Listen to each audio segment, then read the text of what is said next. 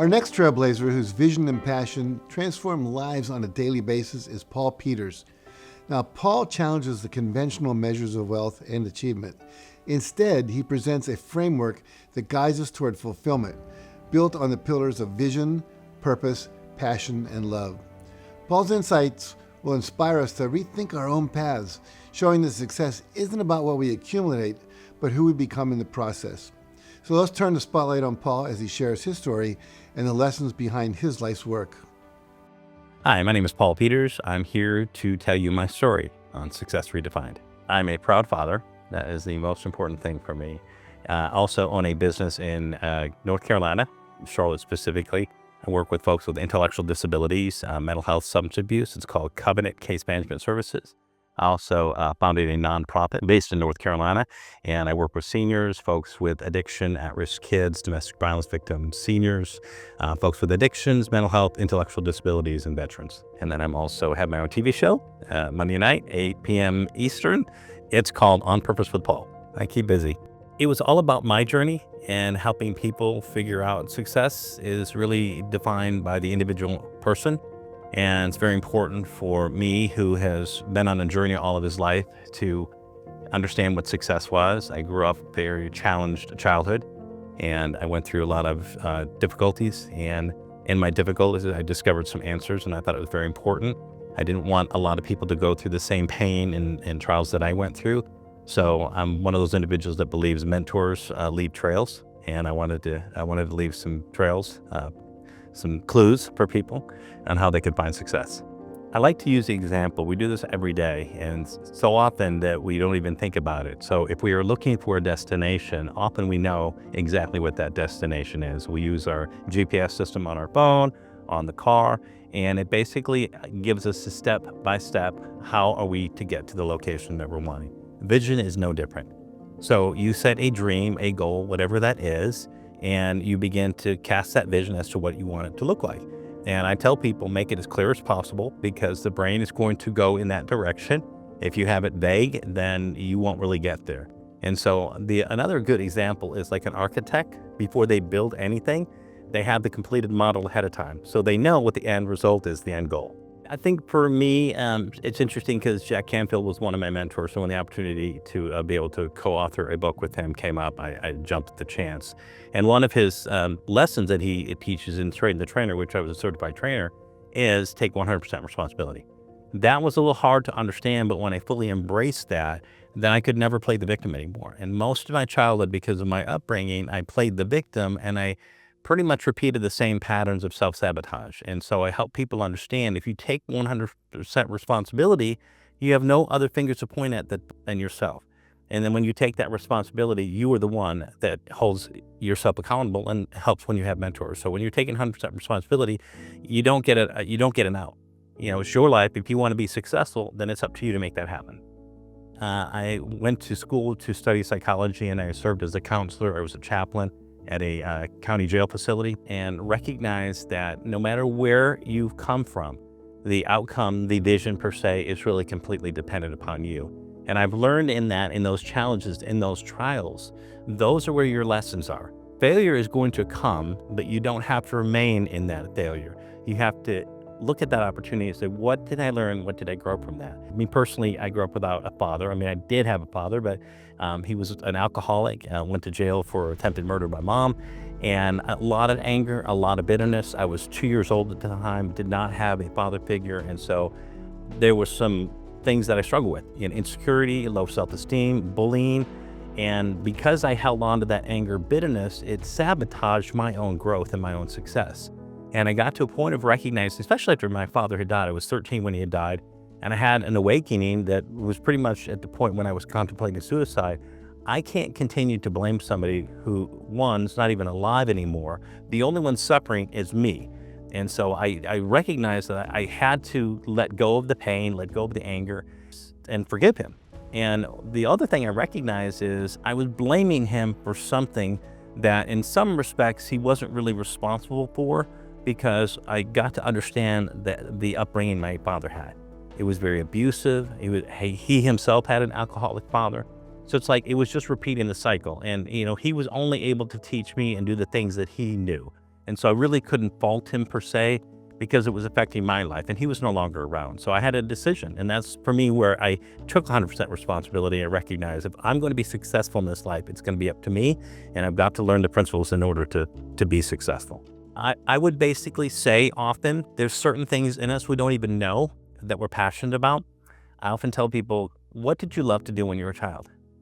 And oftentimes you'll have people who know you very well, maybe from your childhood. I have a friend who's known me for 45 years, and he helps me remind me of the things that I was passionate about. And often the challenges in life discourage us. And when you think about what is the opposite of discouragement, it is courage. It's facing your fears. And often people lose their passion because they're afraid of what's going to happen. They don't want to fail again. And often success is on the other side of facing that fear. And when you have the courage to walk through the fire and you begin to be awakened by that passion in you, because built within your passion, your desire, your drive is linked to your purpose. And if people are willing to search and seek out to face the challenges they face, they're going to be successful. There's so many songs made about love, the Beatles, all we need is love. And I thought about everything is about relationship. For me, it's relationship with my creator, relationship with myself, relationship with others. And it's all tied to love. And if we effectively know how to love, many of us are struggling because, like for me, with my upbringing, I wasn't effectively loved, didn't have a lot of, physical touch and those types of things. And so you kind of grow up a little deficient in that. And so I had to make sure for me and some of the struggles is have that relationship with my creator and develop and understand what love was. And when I understood that, I began to love myself because of my struggles, I had low self-esteem, which basically meant I didn't really love myself. When I got to understand the love that the Creator God had for me, and I began to love myself, then I began to have a healthy love for other people. And so love is a driving force because it helps you. Everything we do is in regards to purpose and passion and vision is about service. And so I'm one who has a TV show on purpose, or a book on purpose. If you want to understand your purpose, it's directly connected to serving other people. And in order to effectively serve other people, you have to have that passionate element of love. Love to serve them, love to see their lives get better, love to bring people together in unity. That's what my nonprofit's about, is collaborative efforts to work together to bring the community, to bring healing. I found an EMI project as I was going through it, and I had a desire to have a nonprofit. It just really wasn't clear. I mean, I've always had a desire to serve in the many different things that I've done. And when I was reading the book of Nehemiah, and the story basically is about a captured slave. He was a Jew, and he had heard about the condition of his city. He did not know what happened because he was taken when the city was overrun. And he was taken, and then he found out the city had been destroyed. And so right there, you see the tenderness and compassion because he wept inside for the condition of his city and his people that he knew, his friends. And so because of that, that was his passion. And so to bring out the four elements. And it was so apparent the king had noticed his change in his emotions and asked him, what's going on and what can I do? And so he shared with the king what was the situation. And the king said, I want you to go there. I will pay for the whole project. I want you to go ahead and do what you need to do to bring your community back. He went there. He assessed the situation. He united the whole community, shoulder by shoulder, it says, to rebuild a portion of the wall. And after a certain time period, the whole wall was rebuilt. And of course, that was the significance of their power. So when you think about it from a four element standpoint, he gave them a vision of what the city could be, and that basically revival could break out. We could see relationships restored. We could see collaborative effort of people coming shoulder to shoulder and taking the discouragement that Jerusalem was having to a sense of power, courage, our city rebuilt. And so he gave them a sense of vision. He gave them a sense of purpose of this is what you're going to do. They were fueled by the passion of working together collaboratively. And of course, they did it in an element of love. And what ended up happening is relationships restored and that community was restored through a collaborative effort of all the people within that community. And that's been my driving force with the Nehemiah Project, is working with individuals and community partners in all the areas that I mentioned before so that we can begin to rebuild the community. And that's my goal, is to do that worldwide.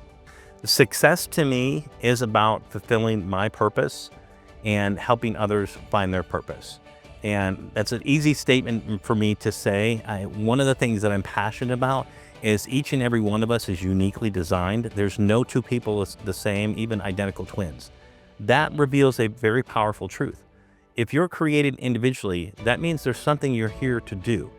And most people ask the question, why am I here? What am I called to do? And I believe my purpose is to help people find what that is. And once they do, there's a direct correlation linked to the powerful emotion of love, peace, joy. Everybody wants that.